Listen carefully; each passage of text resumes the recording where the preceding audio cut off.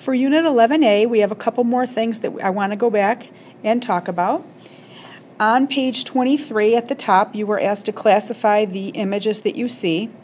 I initially separated these into general cylinders and general cones. Anything that had matching bases were general cylinders, and anything that had one base and went to a point at the top were considered cones.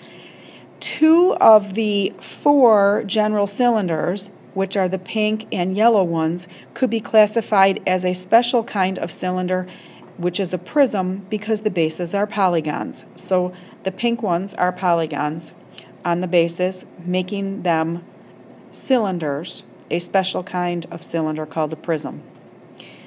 The general cone is anything that has one base and goes to a point at the top, which is going to be considered the orange and the blue in the picture. General cones have basically any kind of shape. I left the orange ones as the general cone because we could not identify what the shapes were, but the blue ones I considered pyramids because the bases are polygons.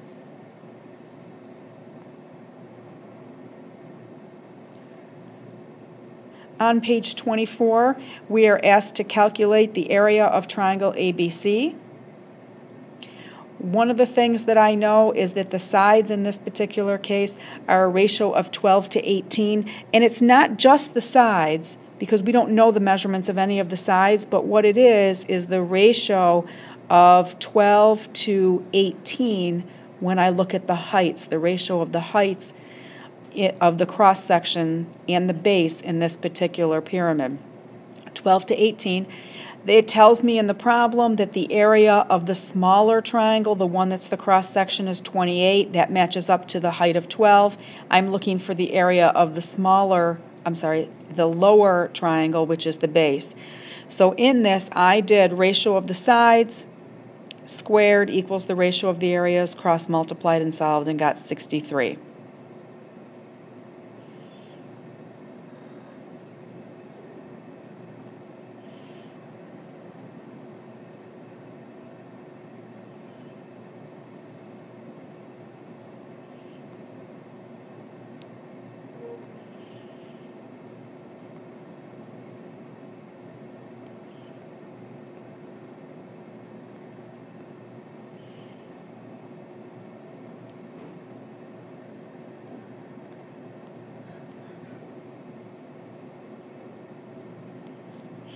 On page 26, there were two questions that we didn't really cover. One of them is question number 1, where you're asked to find the lateral area and surface area of the pyramid. When I did the lateral area, I took the area of all four triangles that are the ones that reach to the top. So there's 4 triangles there. All of them are the same, and all of them have a base of 4 and a height, that's the slant height of the triangle, of 6, giving me an area of 48 for the lateral area. Surface area, then, I have to take that 48 and add in the area of the base, which is a square, 4 by 4, so 16, and I get 64. On page 26, question number 3, it is a right rectangular pyramid, so I know in that case that it has a square base, according to the rule, what they tell us here, square base, side lengths of 5, and each lateral face is an isosceles triangle. So I've highlighted in green what one of those isosceles triangles looks like. It says the angle on the lateral face between the base of the triangle and the adjacent edge is 75. So you can see I put that 75 degrees in here. Here's where it was in the full three-dimensional figure. Here's where it is on that flat triangle. In this, I have to use tangent, opposite over adjacent, to find a height of 9.3, etc. My surface area, then, is going to be the lateral area, 4 triangles, plus the base, which is a square with sides of 5. 4 triangles, 1/2 base of 5, height of 9.3, etc., added to the 25, rounded to the nearest tenth.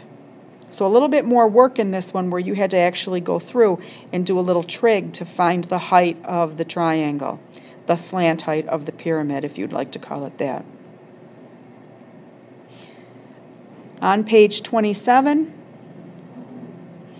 one question that we did not talk about, talks about the surface area of this cone.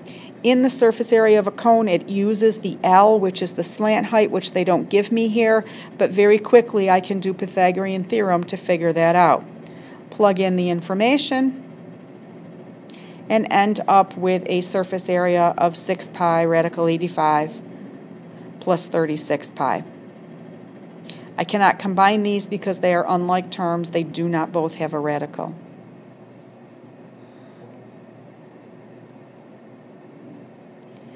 Okay, and then the last couple questions here are on page 28. On page 28, I think maybe one of the classes already did question number 1. In question number 1, if we pull this shape apart, we know that we have a base that is a hexagon, which I'm looking at over here. In the base that's a hexagon, 36-degree angle at the top, that's half of 72. Do trig to go through and find what the height of the triangle is. There's 5 triangles that have a base of 6 and a height of that 4.129, etc. So the 5 triangles that make up the base, this over here is the base shape, end up giving me an area of 61.93, etc. I also have 5 triangles that go around the lateral sides, and those triangles all have a base of 6 and a slant height of 10. When I go through and add that all up, I end up with 211.9.